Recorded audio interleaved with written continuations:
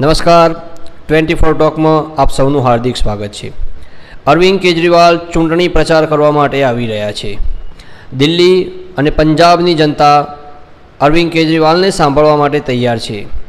જે રીતે વિપક્ષે અરવિંદ કેજરીવાલની જમાનતનું હાર્દિક સ્વાગત કર્યું છે તે પરથી સ્પષ્ટ થાય છે કે અરવિંદ કેજરીવાલ જ્યાં સુધી બહાર રહેશે ત્યાં સુધી મોદી સરકાર પર આકરા પ્રહાર કરશે।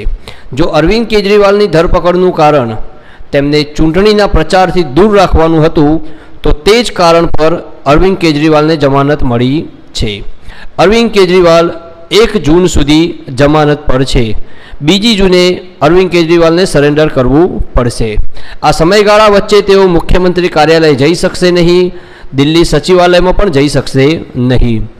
જો ઉપરાજ્યપાલની મંજૂરી હશે તો તેઓ સરકારી ફાઇલ પર હસ્તાક્ષર કરશે, નહીં તો સરકારી ફાઇલ પર હસ્તાક્ષર કરી શકશે નહીં।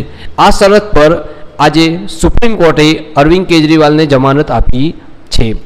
દર વખતે જમાનત કેન્સલ થવાના કારણે આમ આદમી પાર્ટીને ભરોસો ન હતો કે આજે સુપ્રીમ કોર્ટમાંથી અરવિંદ કેજરીવાલને જમાનત મળશે।